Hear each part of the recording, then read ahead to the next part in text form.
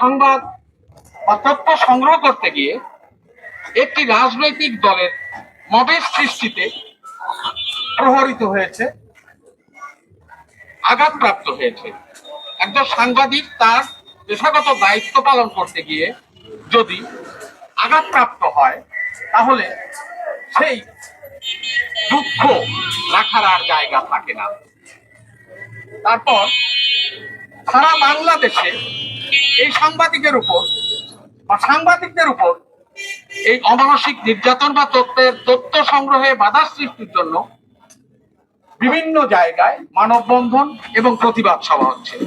তারই আলোকে আমাদের আজ কালিয়ার উদীয়মান সাংবাদিকরা এই মানববন্ধনের আয়োজন করেছে। আমরা যারা একটু প্রবীণ আছি, আমরা হয়তো এইভাবে দৌড়াতে পারি না, কিন্তু তারা যে এই আয়োজনটা করেছে সাংবাদিক পক্ষ থেকে বা আমার সকল সাংবাদিকদের পক্ষ থেকে, আমার মনে হয় তারা এই ধন্যবাদটা পাওয়ার উপযুক্ত। কারণ তারা সময়ের যে দাবি, সেই দাবিটা বাস্তবায়নের লক্ষ্যেই আজকের এই মানববন্ধনের আয়োজন করেছে। আমরা সকলেই ঐক্যবদ্ধ থাকব। সকলেই এই কোন সাংবাদিকের উপর যদি অদূর ভবিষ্যতে তাদের পেশাগত দায়িত্ব পালনে কোনরূপ বাধা সৃষ্টি হয়, আমরা একত্রিত হয়ে সেটাকে প্রতিহত এবং প্রতিবাদ করার চেষ্টা করব। ইনশাআল্লাহ আমরা আমাদের সঠিক জায়গায় থাকবো, আমরা আমাদের কাঙ্ক্ষিত লক্ষ্যে পৌঁছাতে পারবো।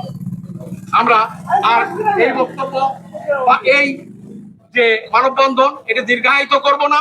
আমরা চাই অচিরেই আজকের এই মানববন্ধন থেকে সরকার এবং সরকারের যারা আছেন তথা যারা এই ঘটনা ঘটিয়েছে, বিশেষ করে আমরা জেনেছি, আমরা দেখেছি বাংলাদেশ জামাত ইসলামের সংগঠন এই ঘটনাটি ঘটেছে। আমরা জামাতের ভাইদের বলবো, আপনাদের সংবাদ আমরা যেমন পরিবেশন করি, বাংলাদেশ জাতীয়তাবাদী দলেরও সংবাদ আমরা পরিবেশন করি, তথা বাংলাদেশের যত রাষ্ট্রীয় ব্যবস্থায়, রাষ্ট্রীয় পরিচালনায়, রাষ্ট্রীয় নিবন্ধিত সাংবাদিক রাজনৈতিক দল আছে, আমরা প্রত্যেকেরই সংবাদ পরিবেশন করে থাকি। পাশাপাশি আমাদের একজন সাংবাদিক, একজন না প্রায় অধিকাংশ সাংবাদিক, বিশেষ করে বাউল আলী সাহেবও বলেছেন যে আমরা নিষিদ্ধ ঘোষিত সংবাদের যে সমস্ত কর্মকাণ্ড করেছেন সেগুলো কিন্তু আমরা পরিবেশন করে থাকি। তাহলে আমাদের অপরাধটা কোথায়? আপনারা সংবাদ করবেন, আপনাদের সংবাদ, আপনারা ঘটনা ঘটাবেন বা ভালো কিছু করবেন, আমরা সেইগুলোই তুলে ধরবো। আশা করি আপনারা আমাদের এই সংবাদ কর্মীদের যে অনুভূতি লক্ষ্য করবেন।